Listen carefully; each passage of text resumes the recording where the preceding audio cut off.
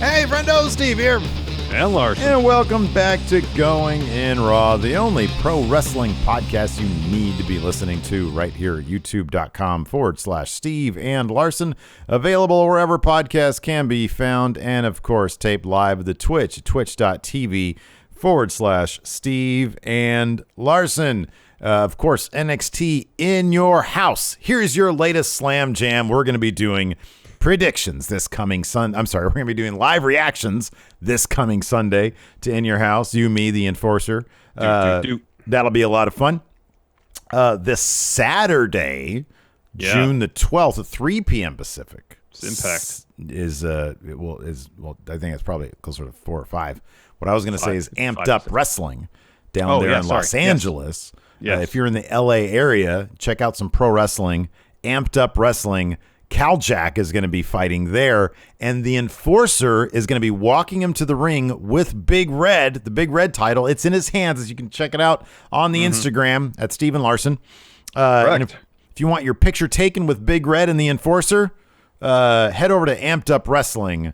Check out that show. Should be a lot of fun wrestling and stuff. But also Saturday for us, we'll be doing our live reactions on Twitch for Impacts Against All Odds. Yeah, so go follow us at twitch.tv/5 o'clock. I think that starts. Probably Saturday. 5. No recap after. No notes taken. Just for fun. Just watching it for fun. Hanging out. Should be a good time. Yep. Before we get to our NXT breakdown, our thoughts, let's get these predictions out of the way. I love doing predictions. I got the Enforcers picks right here. Oh, good. Okay. 5 matches on the card. Let's get down to it. First match I got here, Bronson Reed and MSK versus Legado del Fantasma. This match was just made during the show. Winner takes all, North American title, NXT tag titles. Steve, who do you got? Wouldn't shock me if this went either way, but I don't have a lot of confidence. So I don't have a lot of confidence points, but I'd be kind of shocked if they took any of these titles off these faces. So I've got Reed and MSK 2 confidence points. All right, I got Reed and MSK with 3 confidence points. All right, so we're in I actually feel pretty. There's like no. I feel like there's no chance that. Yeah, they're gonna do that. I mean, Reed just won that title. It's a really. You're right. It's a really cool idea. Winner take all. It's going to be a great match. Yeah. I maybe just deep down, I really do want to see Legado del Fantasma pick up those tag titles at some point. And Santos is terrific, but it's like you got Swerve, waiting in the wings basically. He's going to have a thing with Reed. If they're smart, they'd put that title on Swerve because Hit Row is great. But yeah, what about the Enforcer? Enforcer, likewise, has Bronson Reed, MSK, 2 confidence points. Oh, starting up. No manic I really picks feel yet. like there's only going to be one match I'm probably going to be forced to disagree on. Next, Mercedes Martinez versus Xia Li. Enforcer has Xia Li with 4 confidence points. I agree completely. I think this is pretty much a lock for Xia Li to win. I have basically no doubt that she's going to win this. But I also have no doubt that Raquel Gonzalez is going to retain the women's title. So it's just, it's like, okay, well, where do you put your 5 confidence points? I actually do have it here. Like you said, I think there are 2 absolute lock matches, and it's this one. It's the women's title match. Yep. So yeah, there you go. I'm going to save the ladder match till the end because I want drama here. Okay, cool. Hang on. So let's go to the NXT women's title match. No Raquel drama Gonzalez there. versus Ember Moon. Raquel, 5 confidence points for me. Raquel, 5 confidence points for the Enforcer. I'm guessing by a process of elimination of what picks you've made thus far, it'll be Raquel, 4 confidence points for you. You got that right. No chance she's losing this match. 0 chance she's losing this match. 0. Even without the go-home math last night, no chance. Wait, what was the go-home math confirmed it. She ate a clip from Ember Moon. Yeah. Yeah, she ate basically 2. It was great. Yeah. That counter from her finish, that was fantastic. That was great. Let's talk the NXT title match. Karrion Kross defending against Adam Cole, Kyle O'Reilly, Peter Dunne, John Gargano. Who do you got, Steve? I got Karrion Kross with 3 confidence points. I don't, well, number one, Adam Cole sure ain't going to win this thing because he picked up the title. And I feel like Adam Cole is kind of a proxy for the other guys in this match. Gargano sort of fills a very similar role to Adam Cole. Basically like the exact same role, really. Kyle O'Reilly fills a very similar role. Well, here's the thing, too.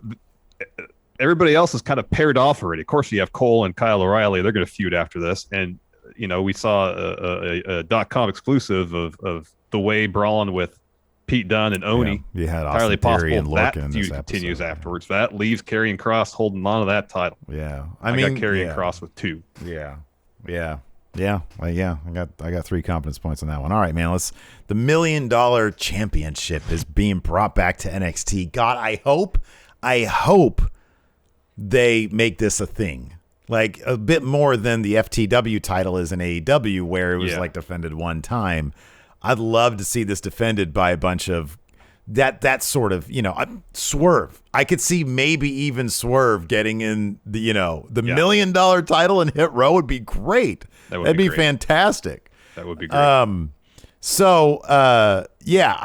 Look, dummy, here's the thing. This title has got to go to LA Knight. I just don't see after this feud LA Knight not having. He is the perfect guy to hold that $1 million title. He already doesn't have the money, so he kind of needs the title and the bankrolling for his character to be elevated. Cameron Grimes is a face now, and he needs something to chase. And I just don't see Grimes winning this other than, let's see here. Reed MSK, that's going to be the big face win of the night. Otherwise, Kross is kind of, that match is going to be killer on its own. Gonzalez, Ember Moon, that's going to be just a good match. And Gonzalez is kind of a tweener anyways. Yeah. Xia Li, Mercedes Martinez, just a couple of badasses. So, I feel like this, it doesn't need, the card doesn't need a big Grimes face win. So, hey, dummy, LA Knight, 1 confidence point. Well, you have LA Knight for 1 confidence point, and Forster has LA Knight for 1 confidence point. My hand is forced. I want to try to win that Larson, belt. It's not forced, though. It is, because I think everything else in my mind is a virtual lock. They're not though. How often do we actually predict these things? Well, Takeover is pretty. Yeah, Takeover. We're pretty good about Takeover predictions. Yeah, Takeover predictions were pretty good because I feel like their stories make sense. You can see where they're going. Anyways, to make things interesting, I got to go with Cameron Grimes 1 confidence point. I have to. He might win. It's very possible that he's going to win. I don't think he is. I think everything you said is right. I think LA Knight should win 100%. Yeah. Because it gives something Grimes to chase after. And if you want to build a top tier babyface, have him chase after something. It's that, and it's LA Knight. Like the story has been killing me here because they're basically just admitting that LA Knight doesn't have a lot of money. So yeah, which is hilarious because a guy with that much arrogance, being a bit insecure, self-conscious about the fact that this idiot Cameron Grimes has all sorts of money. He's trying to appeal to a bankroller, basically, to Ted DiBiase, so that he can take all that to the next level. I think it's number one. It's a really great story. It's been fun. It's the perfect story for all these guys. Great way to reintroduce DiBiase. Great way to reintroduce the $1 million title. So yeah, there we go. Because I currently am the WWE predictions champion, but you never know. Enforcer and I don't know.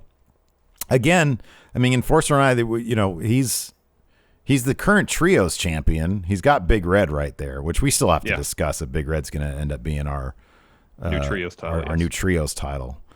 We need to give it a more prestigious name though. So, anyways, there you go. We'll call it the Going in Raw Universal title. Well, that's exactly what I was thinking. That'd be great. Yeah, he's got it. He's the trios champion. It's there in LA. Yeah.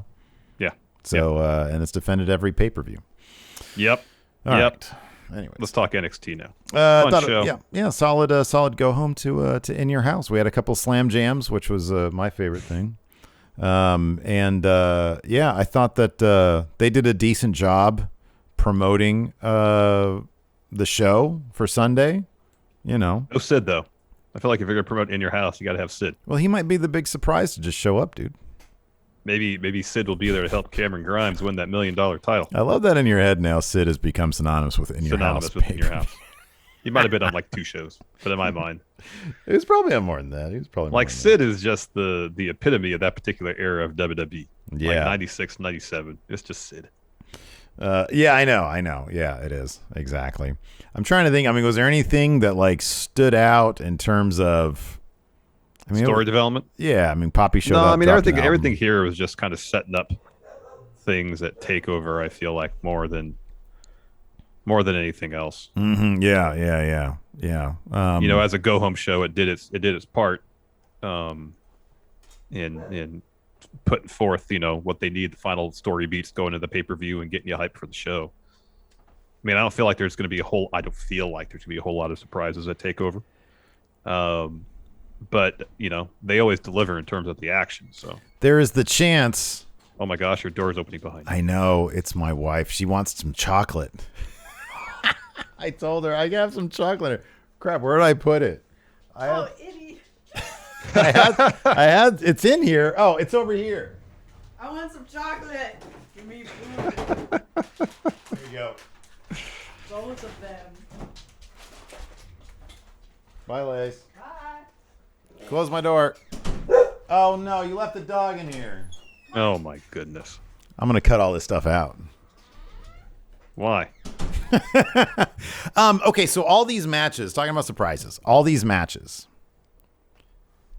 There's a chance that Kross might not win. Yeah, anytime someone's in a fatal 5-way match, there's always a chance that someone else could score a pin. Yeah, the champ could lose his title without even a loss. That's why I only have 2 on Kross as opposed to 3. Yeah, that could happen. I probably should have had, but I'm kind of less. I'm less confident in Reed and MSK keeping theirs, just because they have built up Legado. If this was just straight up MSK versus Legado, I wouldn't go with Legado, but I'd probably have like a similar number of confidence points, like 2 confidence points. You know, it doesn't make it any more or less. Reed, yeah, he just got the title, but he did sandwich Santos Escobar, which is pretty funny. He was kind of humiliated there. And Santos, obviously, they really like him. And I could even see, you know, I brought up Swerve, you know, having a face off with Reed, but he's got history with Santos also. And you don't need, it doesn't have to be like face versus heel in NXT. Mm-hmm. So, yeah, but I don't see a lot of surprises happening. So it's not like they can sort of convince us otherwise on a go home show, where things seem to be pretty set in stone. I mean, hey, that's one thing about Vince McMahon, is that his whims do lead to a lot of like lacking in confidence on picks and predictions. It's like, I don't know, Vince could wake up and then everything changes. Yeah, he rewrite a whole pay-per-view the morning of. Mm-hmm. Yeah. All right, before we continue, here's a word from the sponsor of today's show, Decked. So truck owning friendos out there, I'm sure you know what it's like to have all your stuff rattling around the cab or under the seat. And you know it can be a real hassle to keep everything organized. Yeah, not only that, but everything you put in your truck bed is just sitting there, unsecured and exposed to the elements. But with a decked drawer system, you can easily organize, protect, and secure everything you need. Yeah, each of Deck's 2 full bed-length drawers can carry up to 200 pounds of stuff. And the drawers roll out about waist high, so you can get easy access to all your tools and gear. Plus, they're weatherproof, protecting your stuff from the elements. And Deck's drawer system keeps your stuff secure. See, if your tailgate is locked, nobody can open the drawers or remove the system, and you can get drawer locks for added security. On top of that, the Decked drawer system is 100% made in the USA and backed by a 3-year no-hassle warranty with a second-to-none customer service team ready to answer all your questions. So get your Decked drawer system at decked.com/raw and get free shipping. That's decked.com/raw for free shipping on your Decked drawer system. Decked.com/raw. So anyways, we'll just hop into this thing, man. Sure. It started with Austin Theory versus Oni Lorcan. I'll be honest, I thought this was going to be a solid win for Austin Theory because I feel like he kind of needs some. Mm-hmm. And Oni Lorcan usually is the guy to provide in that department. But no, Austin Theory took the loss here. He was distracted. They did a great bit with they did like a chop off sort of on the floor, which I always love Oni Lorcan's chops. Yeah. And then Gargano and Pete Dunne came out to sort of survey the situation. And Lorcan's really laying into Theory. Theory explodes with like a blockbuster. He hits this really cool, like sort of like a sit-down springboard Spanish fly, which was pretty cool from like the top corner. Wasn't that great? And then Gargano and Dunne start fighting, going up the ramp. The refs are trying to break them up, and all that distracts Theory. He puts Lorcan on the inside, but then he's so distracted by that, Lorcan pulls him in, hits his finish, and pins Theory for the win. Yeah. I mean, in terms of telling the story of Austin and how much he looks up to and looks out for Gargano, it makes sense that he would be distracted and thus eat the loss. But at the same time, you kind of think Austin Theory needs to pick up some wins. But at the end of the day, if this is going to further this Gargano Pete Dunne type thing, maybe after Takeover. Yeah, it's a story, I guess. Yeah, absolutely. After that, we had an LA Knight video package. He's in the shower. He's singing Ted DiBiase's theme. He gets out. He's got a chain in the shower. He's got his gold chain on in the shower. It's great. Yeah. Afterwards, he's out. He's talking. He says he's the guy to take the $1 million legacy to unseen heights. There's a couple of women in a hot tub. He's telling the story about how he's going to kick Crime's ass at Takeover. He's doing a hot tub stream. Yeah, he's getting into a Benz. Again, there he says, only guy that continue the $1 million legacy. Yeah, dummy. LA Knight. That's a fact of light. After that, we had Doc Hendricks with an in-your-house slam jam promo, hyping up some of the matches we got coming up Sunday. It was fun to see him. We'll see him again a little bit later. After that, we had a Legado del Fantasma promo. Santos calls out Reed, says basically, after you sandwiched me and cost my brothers their shot, I'm going to make you pay.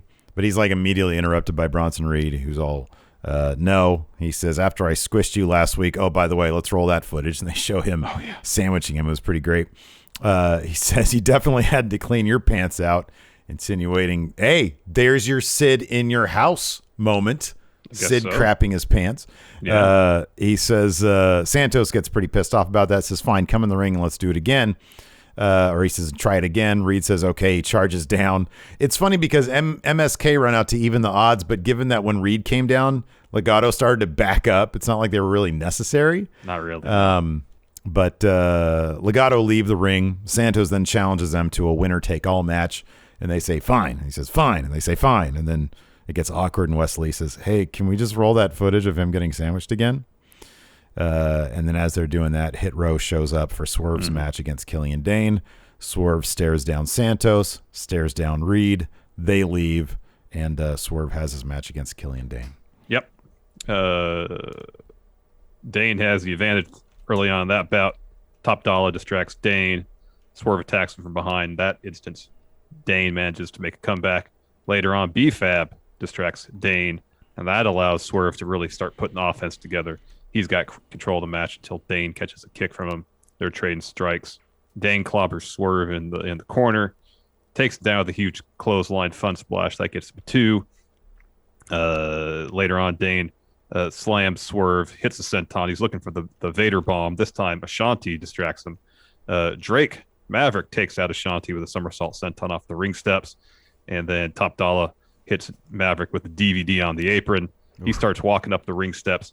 He's talking trash to Dain. Dain's trash talking back. Swerve then kicks out Dain's leg, and he hits him with it looked to be like a ensigiri or a single leg drop kick. Yeah. With a really serious thigh slap to get the win. Yeah, it looked pretty great. So he ran all the way across the ring from one corner to the other one. Yeah, it looked really great. Swerve he's fantastic. After that, we get a shot of Poppy arriving. And then we had Candice LeRae Way interview. She's asked again about Poppy being around. She says, why have you been so vocal about Poppy? She's like, come on, man. This is because you do this every time. You have the women's tag team champions here, and you're asking me about Poppy. And then Indy shows up, and she's like, I heard Lumis put on my headphones last week and cried. He still loves me. And she goes running off, and Candice is like, what the hell? Next up, we had Cameron Grimes giving his side of the $1 million challenge match promo. He makes his pitch to be the $1 million man. He's in a pool, and he's like framed, and there's like two like ladies' legs sort of framing him. And it shows him burning $100 bill, choking on a cigar, choking on some bourbon. but he insists that he's going to take the $1 Million Legacy to the moon. To the moon. And then we get Mercedes Martinez versus Amari Miller. Before that match begins, Xia Li lays out Mercedes from behind, hits a bunch of kicks, tosses her into the ring. Mercedes then mounts a comeback, boots Xia out of the ring, follows her to the floor, clobbers her with some blows, and then throws her over the barricade. Refs come out to break it up. Mercedes gets right back in the ring, says, ring the bell. She hits Miller with a knee, air raid crash, W for Mercedes Martinez. Pretty quick. That's her standing tall there. Yep. After that, we had a Breezango interview, the funniest part of which is Fandango calling Walter the Germany champion. He's been the Germany champion forever. It's been like 9 years. Bruno Sammartino, right? So, yeah, I mean, it's kind of best part about that. Yep. Poppy shows up, and Triple H and Regal are there acting like the old men they are. He awkwardly asks her, listen, in your parlance, in your business, when is the new album, the NXT soundtrack in your house, gonna drop? And she's like, right now. And she gets out her phone, and he's like, wait a second. So hold on a second. I find it funny that you just have to press one button, and then they can hear it now. It's everywhere. She's like, yeah, it's on Spotify and iTunes or whatever. He's like, technology is so great. And then Dexter Lumis shows up. And he's got a lovely drawing of Poppy, and he gives it, and she looks at it, and they're both weirdos. So she looks at it, and they have a little moment where she hugs him, and because she's so appreciative of this drawing, and then Indy shows up, and she freaks out, starts crying, and runs away. And Triple H and Regal's expressions, he's literally doing H-face the entire time. And it's hilarious, and then like and he goes a little awkward. I don't know. Whenever Triple H gets to do comedy like this, I love it. I absolutely love it. Yeah, that's kind of one of those things I feel like that he wishes he had time to do more of. Oh yeah, fun stuff. Yeah, absolutely. Yeah. So after that, then we have Cameron Grimes. He's arriving at the CWC, followed by LA Knight. So they're in the parking lot. They start talking crap to each other. About their respective cars. Security guy says, hey, DiBiase is waiting for you in the ring. And that's when they start talking about being broke. Grimes tells LA Knight he's broke. He's saying, you're like a waiter. You guys are both like waiters. What does that mean? You're begging for tips. Yeah. Knight says, you're broke. You're broke. You're the only rich guy who lives under the bridge. I'm so rich, I live under two bridges.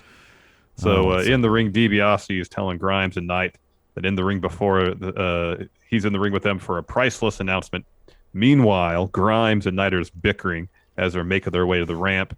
Knight comes out first. Grimes says, stop his music. He hits his music. He gets to the ring first. DiBiase says this Sunday, in your house. They both prove themselves worthy. It's time for them to climb the ladder of success. The camera pan is up in a gold ladder descends from the roof and is lowered into the ring. It's going to be a ladder match. Yeah, Knight says, it's been clear since I've been here in NXT. I stand head and shoulders above everyone here. Come Sunday, if I need to climb this ladder, so be it. There's only one man who can carry on this legacy, and it's not this hill, Jack. It's not this hill, Billy. It's LA Knight. He called him a hill, Jack. Yeah, I've never heard that phrase before. Neither have I. It's great. The Grimes says, you might be right. I might be a hillbilly, but I'm worth $1 million. Says Ted said it wasn't about the fame or money. It's about what happens between the ropes in front of these people. He says he's going to take the $1 million. And when Grimes is between the ropes, Grimes cannot be beat. He's going to take the $1 million legacy to the moon. And he's looking to the top of the CWC, and he's like, I don't see what I'm supposed to be reaching for up here, Ted. What am I supposed to be reaching for? DiBiase says, glad you asked. Some security guards bring a briefcase into the ring. And DiBiase says, on Sunday, you'll fight for this. Unveils the $1 million title. Whoever wins become the new $1 million champ. Yeah, I thought it was good stuff. So this was good. Let me ask you something. When you look at the Capitol Wrestling Center, do you think they can fit any more people in there? Because Grimes, it was really obvious when Grimes is cutting that great promo of his, great babyface promo, and you have like 50 people in there. It's not the most electric environment. When Adam Cole does Adam Cole Bebe, it pales in comparison to even Full Sail, which was like a much, it's not a much larger venue, but they were able to pack a lot more people in there. Now, once everything is like, cool to go full bore with packed houses and stuff, I don't know if they stay at the Capitol Wrestling Center, which I don't know if they're going to, but they have said, I think, that they're not going back to Full Sail. Yeah. It's not. For what NXT really needs, and that's crowd energy, it's really lacking. And piping in the piped in stuff is so obvious. Yeah, I know. Because it stands out from the real crowd noise, which is just very obvious what it is. Mm-hmm. But it's like, man, I couldn't imagine any of these NXT guys who have claimed that they want to be in NXT for a long spell to help build that brand. And hey, we don't want to go to main roster. We want to go to NXT. That's where we're creative fulfilled. But the compromise is, unless you're on a takeover card once a quarter or once every 2 months or whatever it is. Yeah, every month roughly. Your crowd reaction is like a bingo hall. Not even a bingo hall, because like some bingo halls are pretty great for small crowds, and if they're packed in. It's so low energy there, and it's just a bummer. Yeah, I know. I would suspect they could probably fit a few more people in there. They would have to take out the screens, though. I know. Well, I know, but even then, even if you double up the number of people in there, it's not a lot of people. I mean, it's just, I don't know. As you know me, I'm a huge fan of NXT, and I think that one thing that even wasn't all that great about it at Full Sail was the lack of, and that crowd really did bring their all to it. It's just a smaller crowd.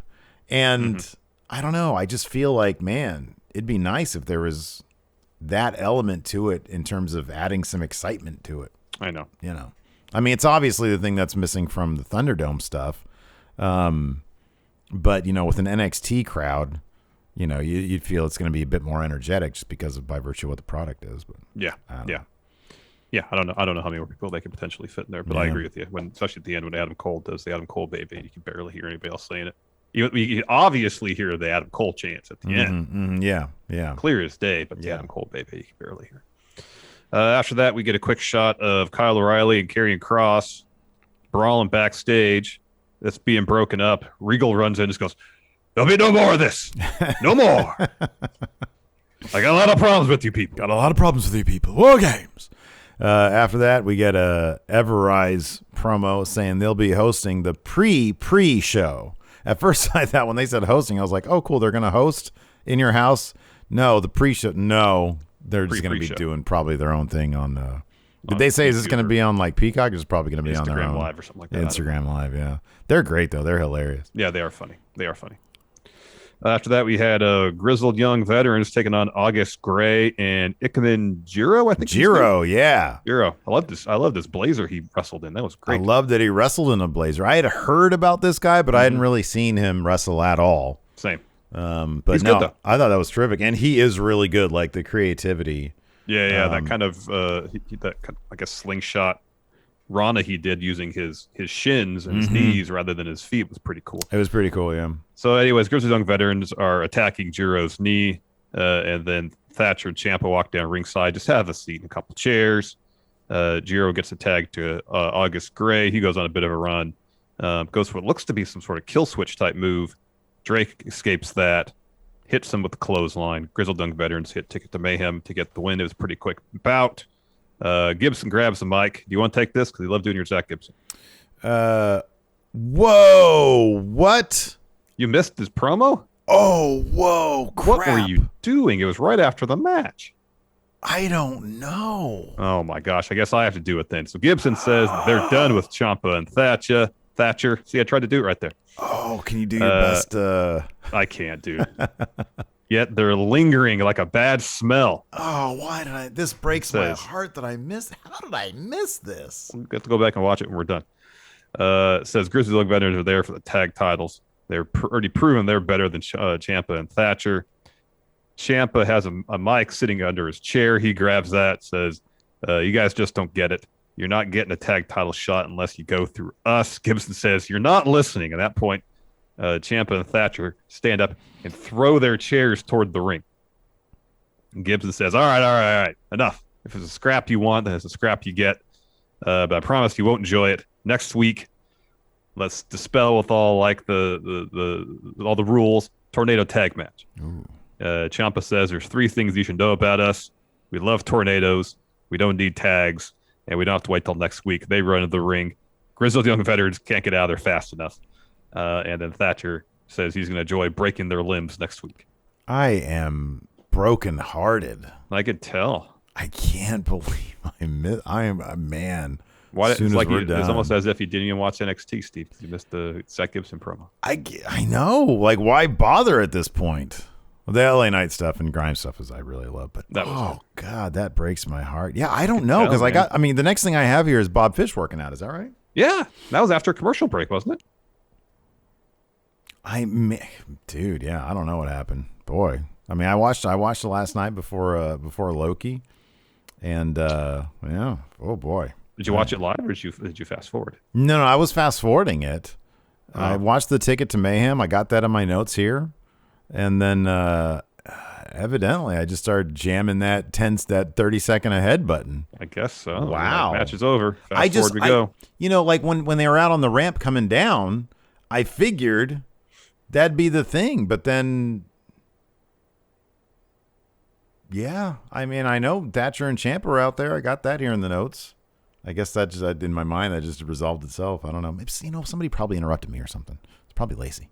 Anyways, blame it on somebody else. On our anniversary, I'm blaming Lacey. So we got a quick Bob Fish promo while he's training. He just says, "Hey, Oni, don't think I've forgotten about you." That was literally all he said. Yeah, that's all he said. Yeah. Then we had a Candice LeRae promo. She comes out, says, "I'm sick of hearing about Poppy. She hijacked her interview last week.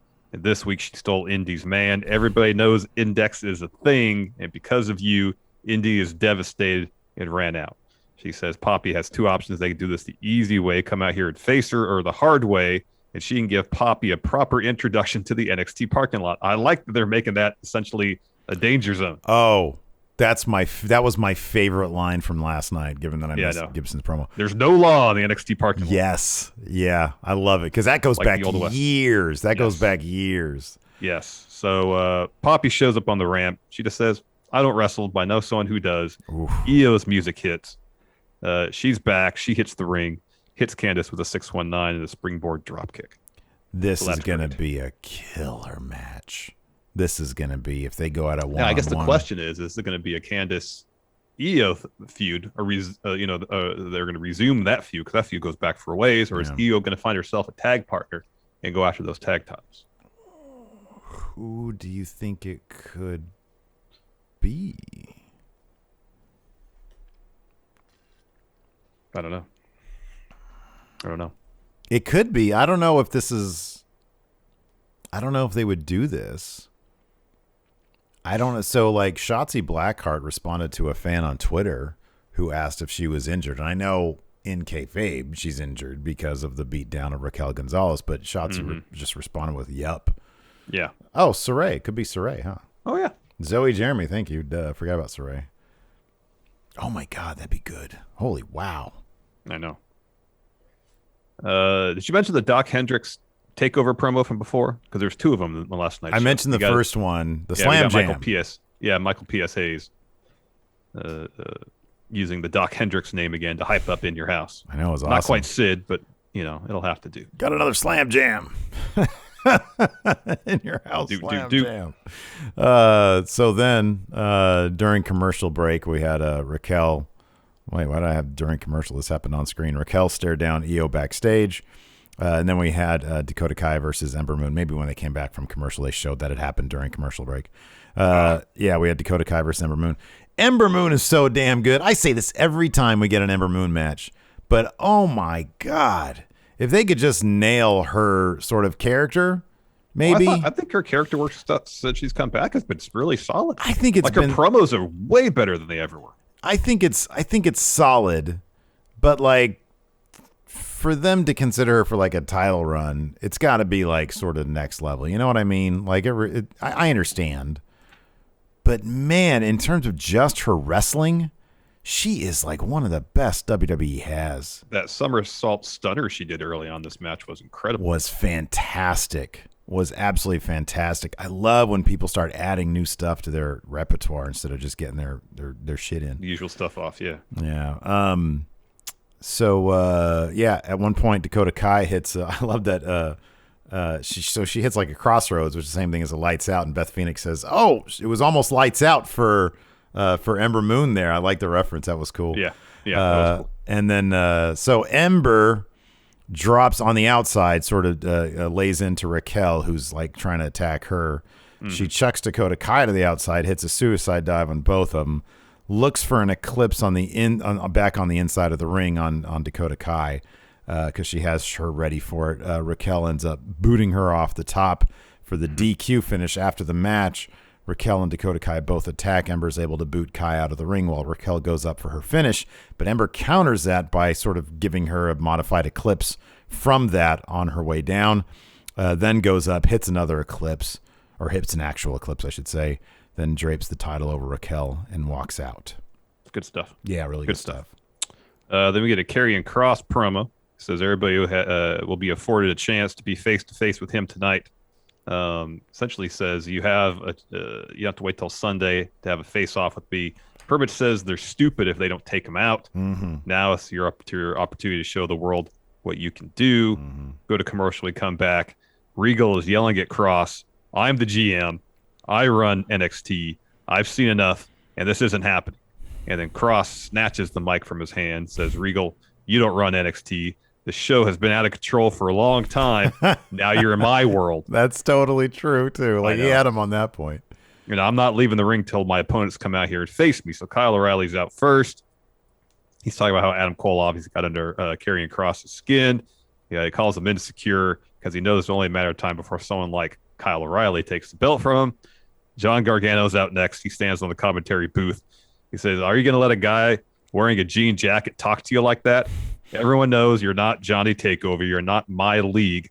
But if I were you, I'd go over there and choke Kyle out now. But don't stumble over there. We know you're not the most graceful guy in the ring." Oh. Like Steve wrote that. No kidding. That was harsh. So Kross calls Gargano a mark, tells Gargano to get in the ring. This brings Pete Dunne out. He says, "I'm tired of talking, tired of waiting. I'm going to show everybody why I'm the baddest man in NXT." And then Adam Cole shows up on the Tron.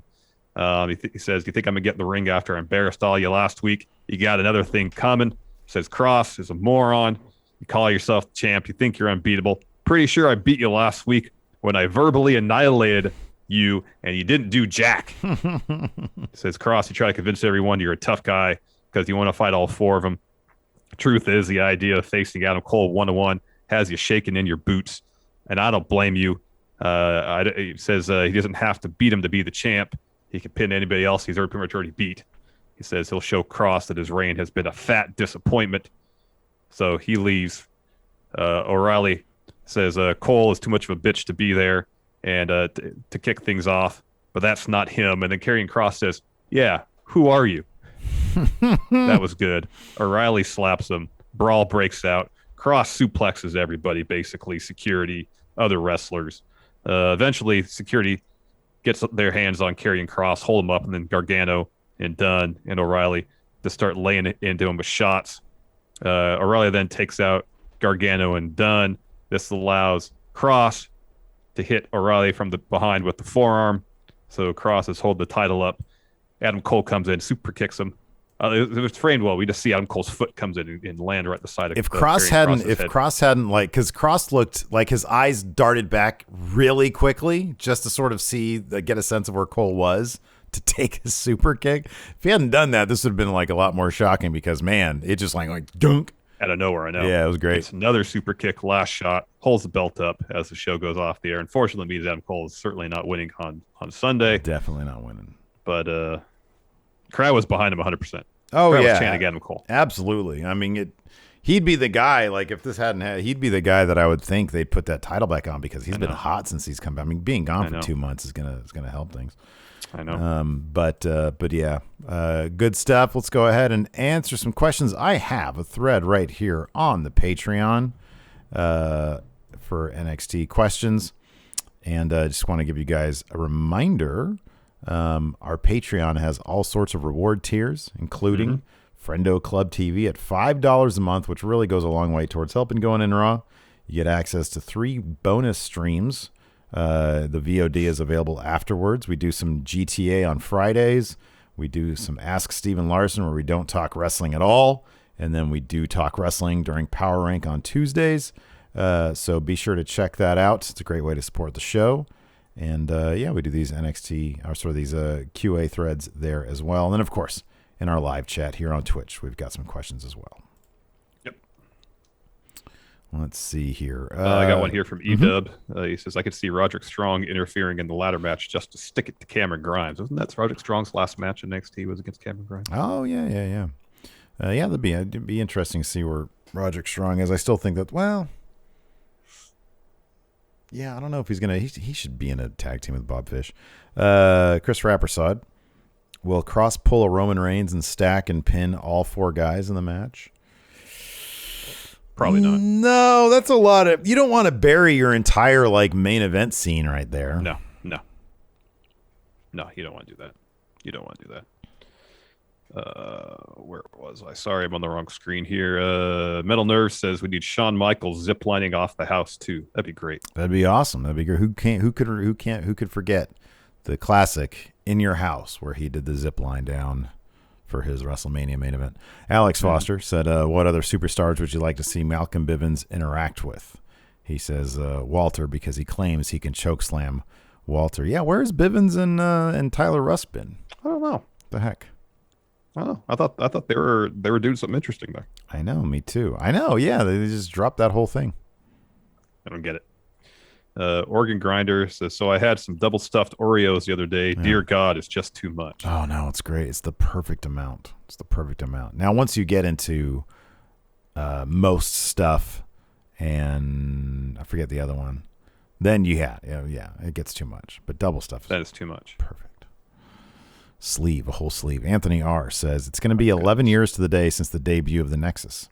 Also, this Sunday, they'll be doing a mini doc about it with Wade Barrett hosting. That being said, let's book the Nexus today, managed by Wade Barrett. So he says 4 NXT and NXT UK superstars to be in the faction. Okay. How many people? Weren't there 6 people in the Nexus? There was a lot. Bunch of them, wasn't there? Yeah, it was a pretty large faction. All right, so Wade Barrett manages NXT. Let's go to NXT UK to be in the Nexus. So 4 total, he says, right? 4 total. Yeah, 4 total. So let's do 2 and 2. I mean, for me, NXT... Sam Gradwell. Oh, wow. Okay, good. And Shaw Samuels. Well, that's what I was going to say, too. Or Mustache Mountain. Well, when you went Sam Gradwell, I was like, okay, then it has to be Shaw Samuels. Yeah. And then 2 from NXT, Grizzled Young Veterans. So it's all UK guys. There you go. Joe Juarez says maybe they can build scaffolding where the mini Thunderdome is in the CWC. That would look like a bit like an underground fight theme. That'd be cool. I just don't know how far back it goes. Yeah, I know. The LED screens are obviously pretty thin, but there might be stuff behind it that they could, put. I don't know. It'd be cool though. I don't know either. Like a bunch of bleachers and stuff. Blake Whitehouse asks, which NXT superstars will be called up in the draft? Were there any NXT call-ups at the last draft? Nope. No, huh? Jeez. I would be kind of surprised if they didn't do it this year, just because there's been so many rumors about them wanting to call up a bunch of people. So maybe they're gonna use the draft to do that. Could be. The Spider Dan says, Steve, why do you hate NXT? Oh, it was when I admitted that I hadn't seen the Grizzled Young Veterans promo. Oh, there you go. That's really cruel, though, man. That was an honest to God mistake. It's a tragic one. It's tragedy, really.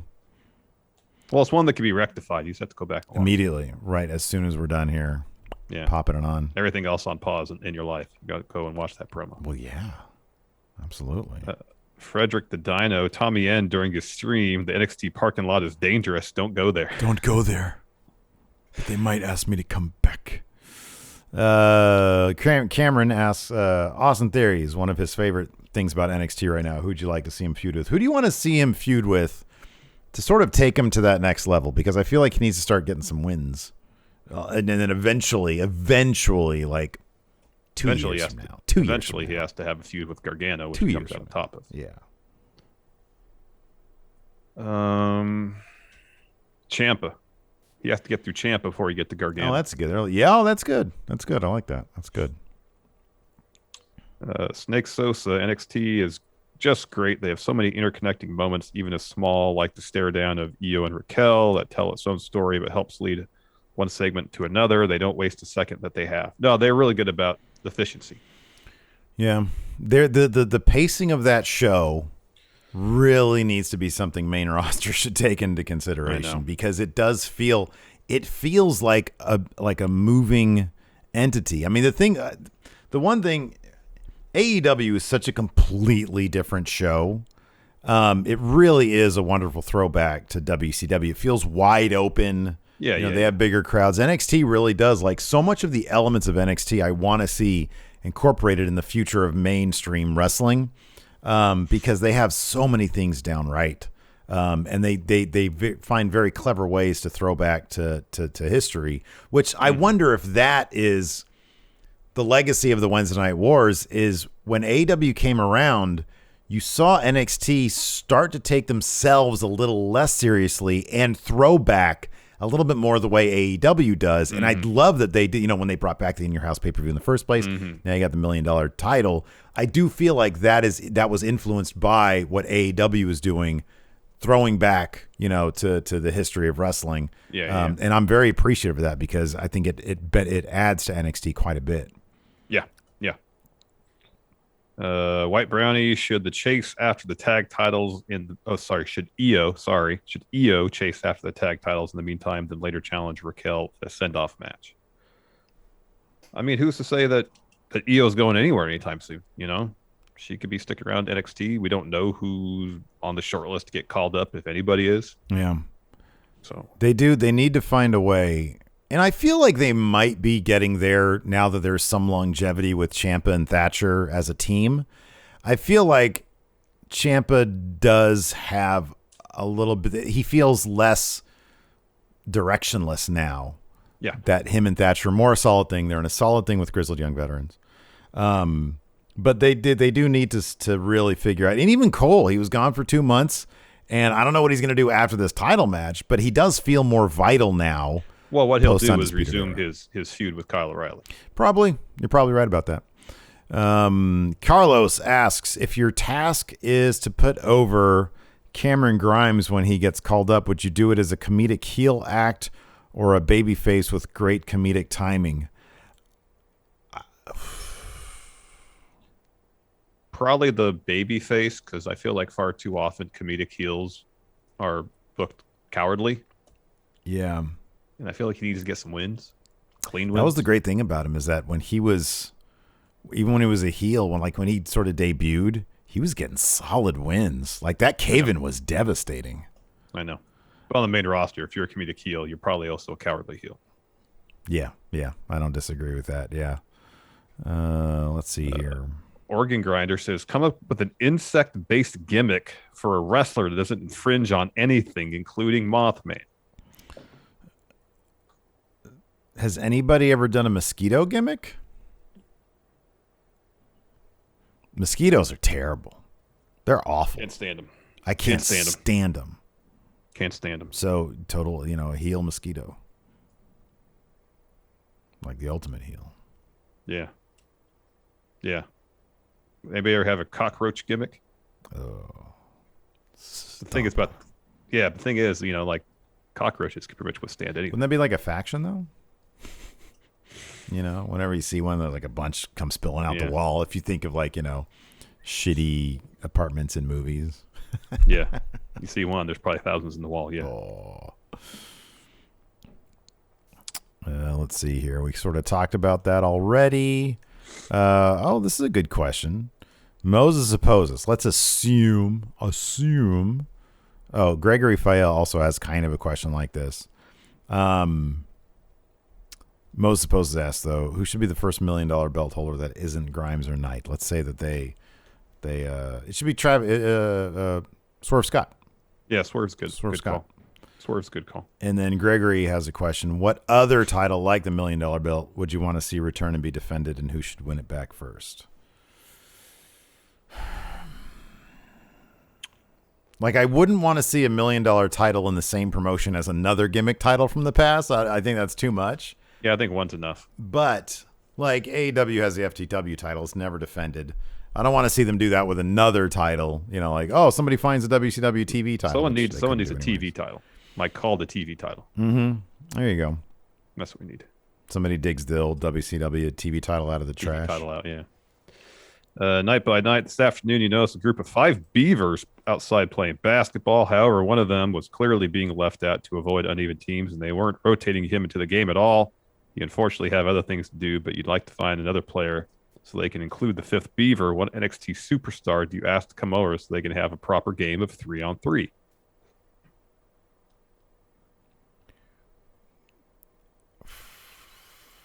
How tall are beavers? They're not that tall, right? No. I mean, it seems like Malcolm Bivens would be perfect for that.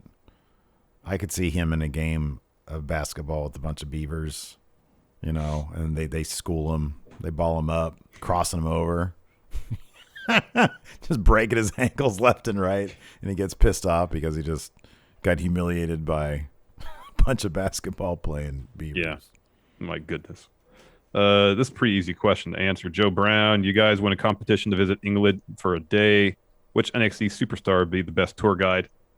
Well, Liverpool's number one. Liverpool's number one. We've seen him as a tour guide. We've seen Zach Gibson as a tour guide. Or maybe it's time for James Drake to take what he's learned.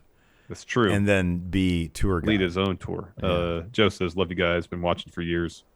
Joe from Nottingham, England. Thank you, Joe. Thank you, Joe. We're going to call that a day. We'll answer some more of these Twitch questions in a moment live on the channel. But for the rest of you, thank you so much for tuning in. We appreciate it. No AEW tonight, so we'll be back tomorrow for our NXT UK watch along and our news brief after that live on the Twitch. Thanks everybody for tuning in. Until next time, we'll talk to you later. Goodbye.